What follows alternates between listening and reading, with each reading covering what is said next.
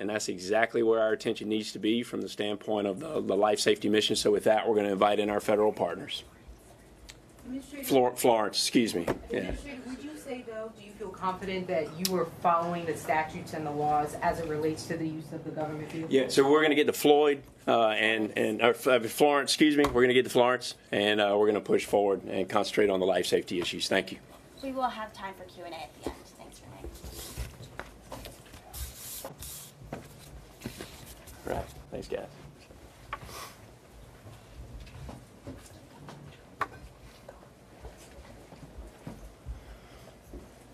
Got Linda? All right. All right. So in regards to Florence, just because the wind speeds came down, the intensity of this storm came down to a Cat 2, please do not let your guard down. The storm surge forecast associated with this storm has not changed. It has remained the same. Here's why. As the system's encroaching on the coast, the wind field is expanded. So what you're going to start seeing in a matter of hours, in the next coming hours, is these wind bands that far precede the center of circulation are going to start pushing water up against the coast, but more importantly, up the back bay and inlet areas. Storm surge is not a problem just along the coastline. It's going to be a major problem way up into the streams and tributaries that come out of sound areas that push up into the sounds, like the Pamlico Sounds on the west side of the Pamlico Sound. This is a very dangerous storm. Storm surge is why you have been placed under, many of you have been placed under evacuation, and we are asking citizens to please heed a warning. Your time is running out. The ocean is going to start rising along the coast and in the back bay and inlet areas and the sound areas within a matter of hours. Your time to get out of those areas and storm surge inundation is coming to a close. I cannot emphasize that enough. With that, the other thing that's going to happen is not only are we going to see high winds, 110-mile-an-hour sustained winds coming upon the coast, the wind field is large. There are hurricane force winds that extend far out from the center of circulation that will not only inundate the coast, but you're going to see some high inland winds as this storm starts to come in and push into the coast.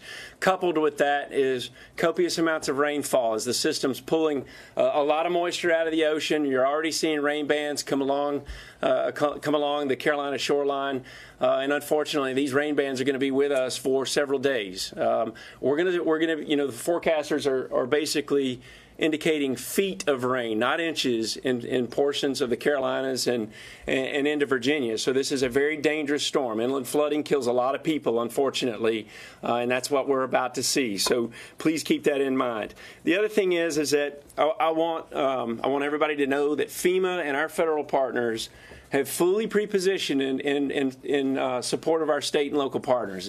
You know, here again, we are here to help our governors achieve their response and recovery goals.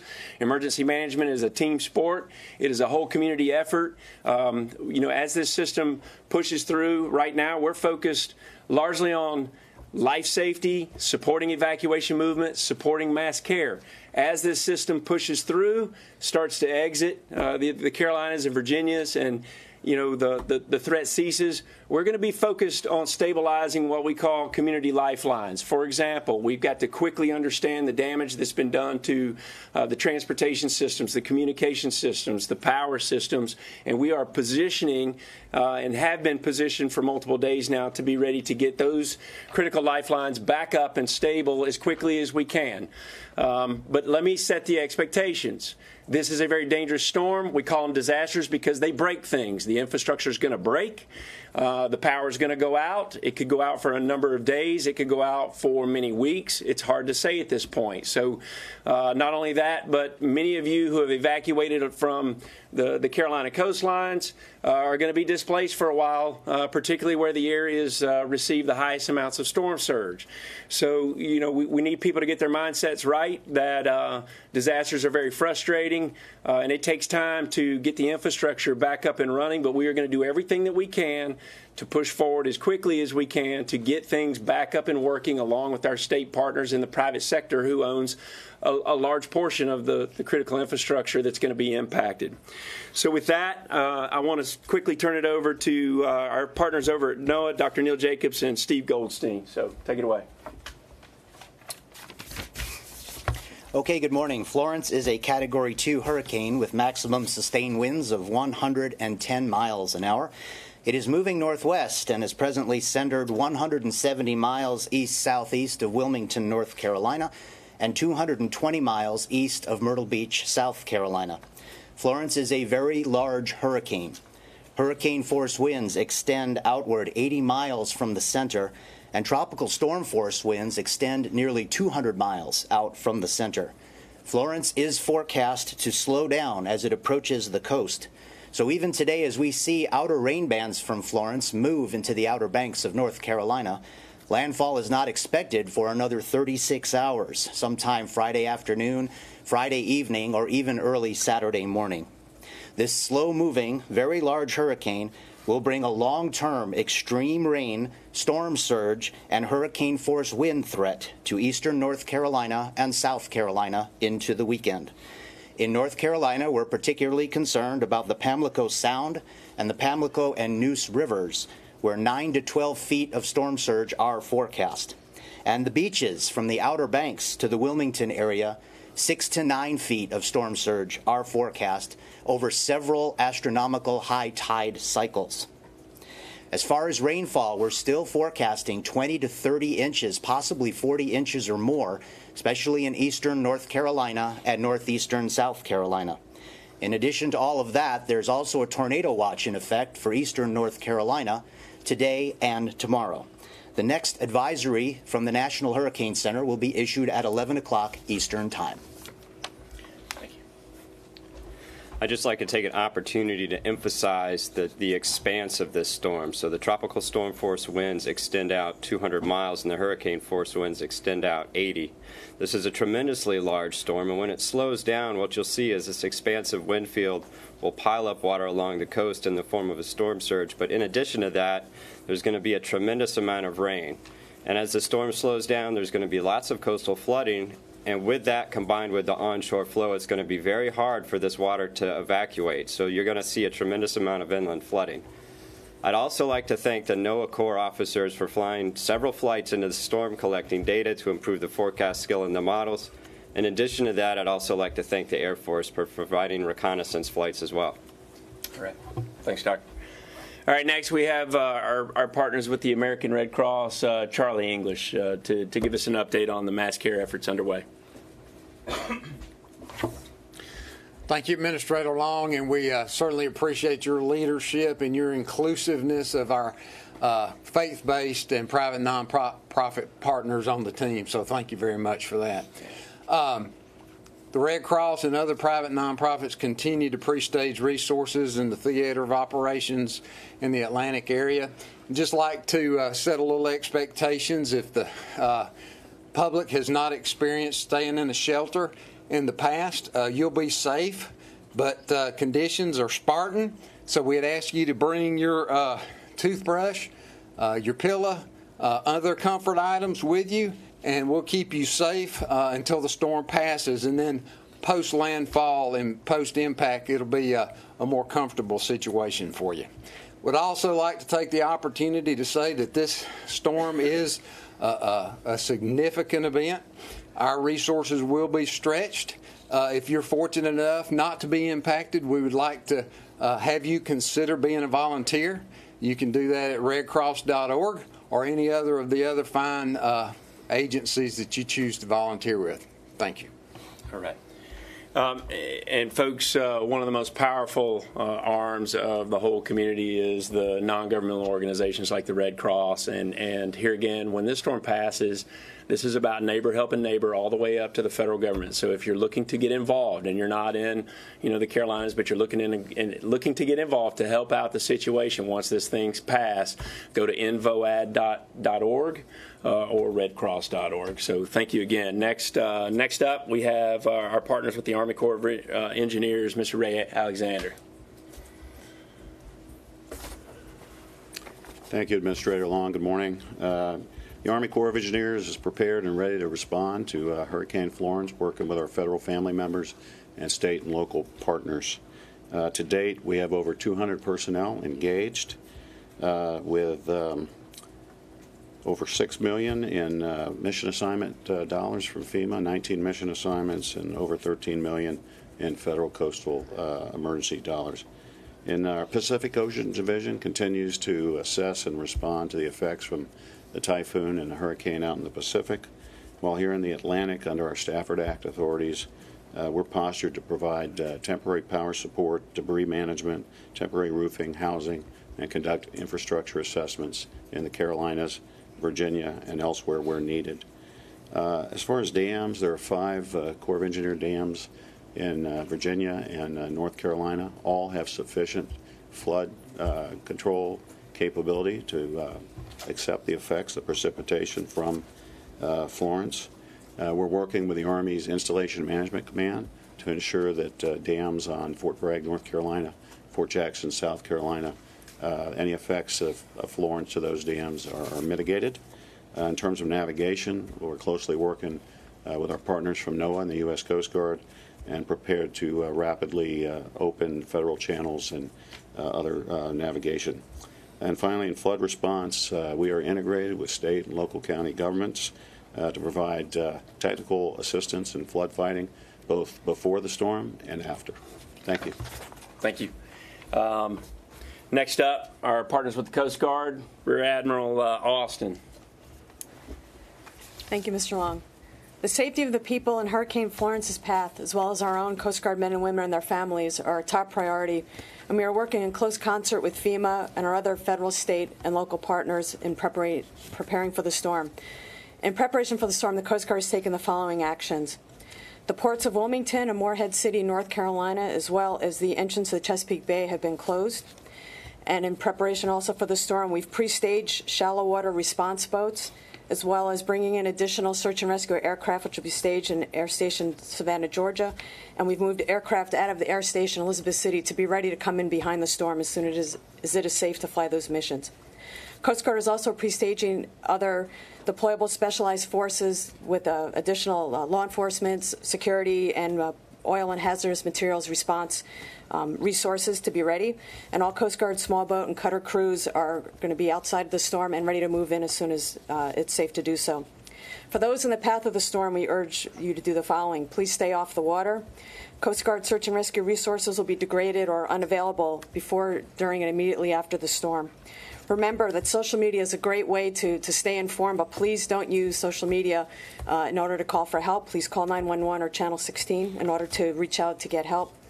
And finally, once the storm is passed, the areas will still be hazardous, so please stay in a safe location while Coast Guard and other partners assess the damage and let you know when it's safe to do so. Thank you. Thank you. Next up, we have the Office of Disability Integration Coordination at FEMA, Ms. Linda Mastandri, and it's incredibly important for FEMA to help our partners do everything that we can to render the highest level of functional and access needs that we can, not only during the response phase, but also after the recovery phase. So, Linda, please, would you say a few words? Thank you. Excuse me. Good morning. So as the Disability Coordinator and the Director of the Office of Disability Integration and Coordination, our responsibility is to ensure that FEMA's programs and services are available to and accessible to people with disabilities before, during, and after disasters. And in terms of Florence in particular, we are working very closely with our partners at the state and local level, at the territorial and tribal level, with our federal partners and agencies like the Red Cross and HHS to ensure that people with disabilities have what they need during evacuation, during sheltering, pre and post landfall. So part of our coordination efforts are to ensure that we are in close communication with our state and local partners to ensure that any unmet needs that people with disabilities have during evacuation or sheltering and in terms of response and recovery are met. And we'll continue to closely coordinate with our state and local and federal partners to ensure that people with disabilities who are impacted by the storms have what they need to safely evacuate, that they have what they need in the shelters, and that they can effectively respond to and recover from the effects of the disaster. Thank you, Linda. Appreciate that.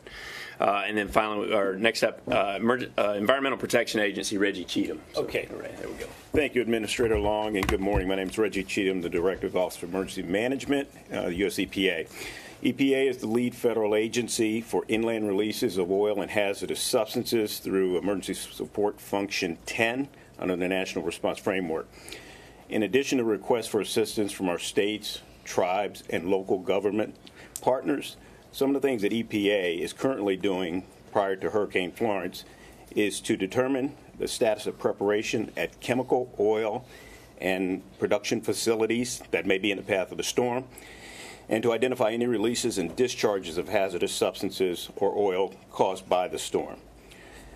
The agency has identified sites under Superfund, Risk Management Program, and the Facility Response Plan Program for oil that may be in the concurrent projected path of the hurricane, and we're trying to assess any pre-landfall concerns. In addition, we're working with the states, tribes, and local governments to identify drinking water and wastewater infrastructure that may be in the current path of the storm. EPA has issued 4 fuel waivers in North Carolina, South Carolina, Georgia, and Virginia. The purpose of the waivers is to help ensure that there's adequate fuel supply and gasoline in the affected areas until the normal supply to the region can be restored. Currently, EPA's emergency operations centers at headquarters here in Washington, D.C., in EPA Region 3, Philadelphia, and in EPA Region 4, Atlanta, Georgia, are all activated. We have teams of on-scene coordinators and equipment ready to deploy. We will continue to coordinate with and support our federal, state, tribal, and local government partners as needs arise. Thank you. And then last up, our FEMA Spanish language update. Daniel, take it away. Gracias, administrador. Gracias a los medios de comunicación. Como lo mencionaron, esto es una tormenta muy fuerte. Trae muchos vientos, fuertes vientos. Y también... All right, we're going to pull away from this FEMA press conference, but what we're hearing is that sometime tomorrow afternoon is when they expect this hurricane to make landfall. It's still at a Category 2, but, you know, that still means that it's going to be a rainmaker. So the winds have died down a little bit, and it's really just sort of a 1 mile an hour away from being Category 3. The winds have died down, but the storm surge and the flooding still a major risk. So let's get more on this from Mola Langi. He joins us now from Wrightsville Beach, North Carolina. Mola, what is the weather like where you are right now? It's hard to tell, but it looks so far calm. But we know that Florence is approaching the coast. Well, that's right, Vlad and Marie. As you can tell from the pictures here, it is calm. It is still relatively mild. You know, we've noticed conditions starting to turn a little bit here in the last 5-6 hours. Wind gusts starting to pick up here and there. The sun has come out once or twice.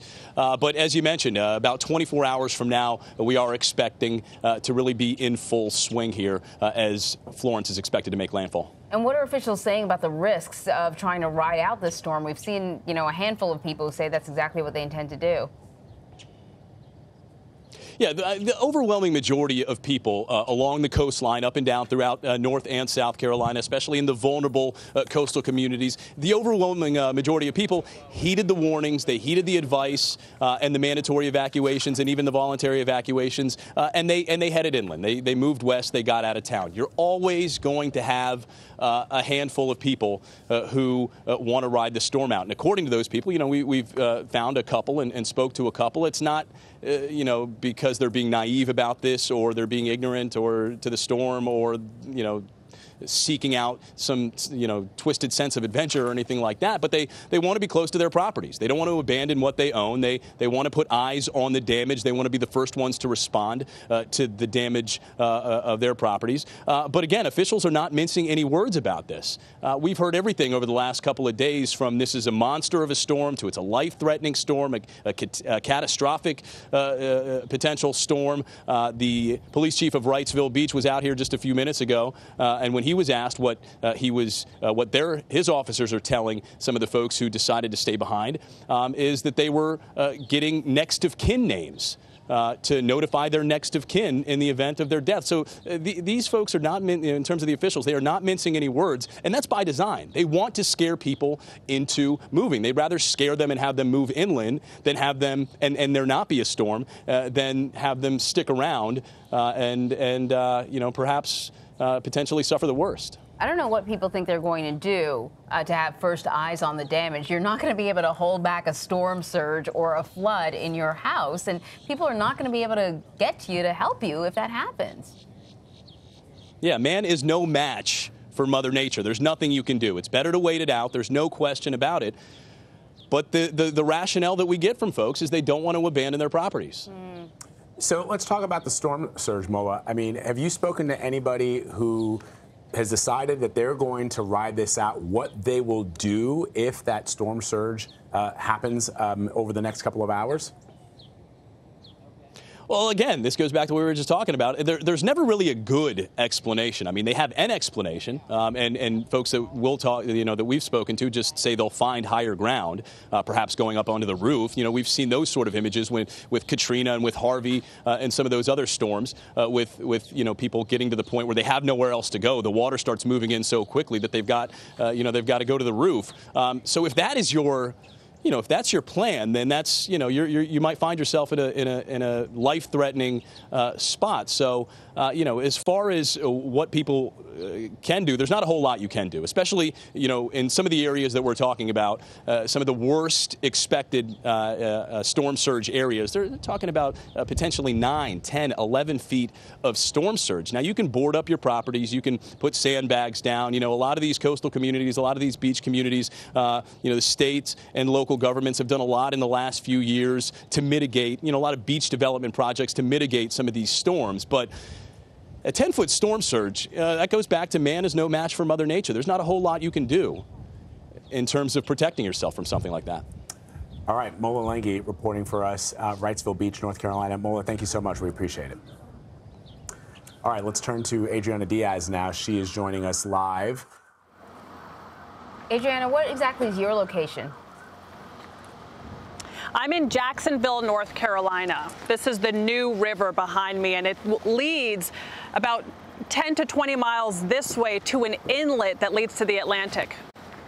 So, it looks like the water's already pretty high where you are.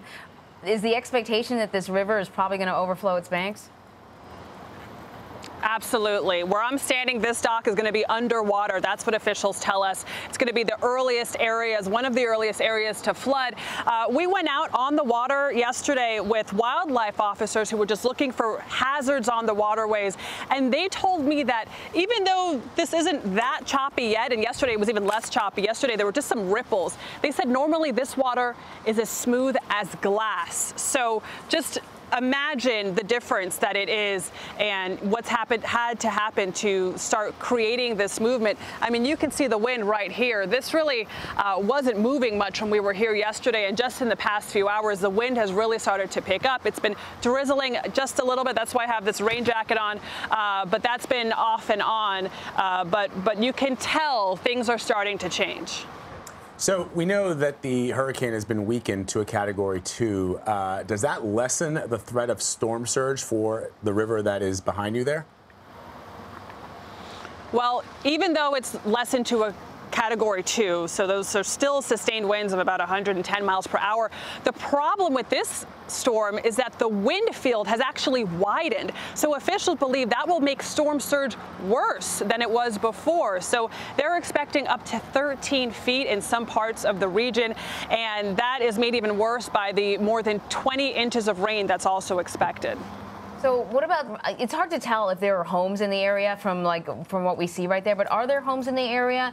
And the residents that live in that area, have they been told to leave, or what's their situation?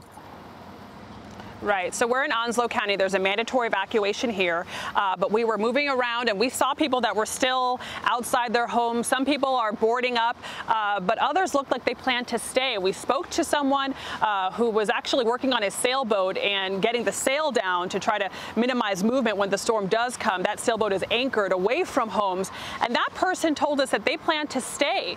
He said, you know, I hate to say that the news media cries wolf, but he said in his experience, every storm's the biggest storm. And he says, and then the storm comes and goes, and it's not the biggest storm. So he's hedging his bets. He's rolling the dice. He's staying home. I said, well, officials say you have to get out of here. He said, well, I'm taking responsibility for myself and my family. And he said, that storm is moving relatively slowly, and I think I'll be able to outrun it in my car if it comes to the point where it looks like it's coming this way and they still have to get out of Dodge. So that's what one person told us. We've encountered several people who are staying. Some people want to keep an eye on their property. Some people want to be not too far from their boats. Some people don't think it's going to be that bad. Whatever the reason, officials don't agree. They want everybody out of here, but that's not the case. I just do not get people. What's taking a couple days off and getting out of town? I mean, I know it's a bit of a hassle, but yeah, especially if you have children. Yeah. You know, also you're in an area there. Sorry, Adriana, go ahead. I was just going to say that the gentleman I spoke to said, you know, it's not just a couple of days. You get out of town, you may not be able to come back for weeks. Widespread power outages are also expected. 3 million homes and businesses may be without power. So not that staying home will affect the fact that you may lose power, but leaving, for some people, they think that it might extend the amount of time that it will take them to get back. You're also in an area that has a number of military bases, Adriana. How are they preparing? That's right. Camp Lejeune is just in this area. Fort Bragg is also in North Carolina. Here in Camp Lejeune, there are an estimated 10,000 active military members, mostly Marines, that live on base. They did not require a mandatory evacuation, though many Marines did leave. We spoke to one military wife who is probably right now on the road making her way to Boston from all the way down in North Carolina. But others are staying. My colleague, Mark Cooper, spoke to a gentleman who is staying. He says he's not too concerned. The head of Camp Lejeune said that they are prepared. They have food. They have preparations. They will be able to protect the servicemen and women who are going to stay there. So that is, of course, a concern. In Virginia, they also have to deal with enormous Navy ships. And so what they did a few days ago was they actually moved those out to the Atlantic, where they're going to be safer from this storm than in the ports. All right, Adriana Diaz reporting from Jacksonville, North Carolina. Adriana, as always, we thank you. We'll check back in with you a little later. Thanks, guys. Well, as expected, Hurricane Florence is also causing major issues for travelers along the East Coast. According to FlightAware, more than 800 flights have been canceled so far today, and nearly 600 have been delayed. As the day goes on, that number, of course, is expected to grow. Some airlines have reduced fares and eliminated some fees for last-minute travelers trying to evacuate areas impacted by Florence. CBSN and the CBS News digital team will be updating you 24/7 as Hurricane Florence approaches. For updates on the move, download the CBS News app. We are going to take a quick break. A reminder that in about 15 minutes, the governor of Puerto Rico will respond to President Trump after he said 3,000 people did not die in the recent hurricanes. Much more news and coverage of Hurricane Florence ahead.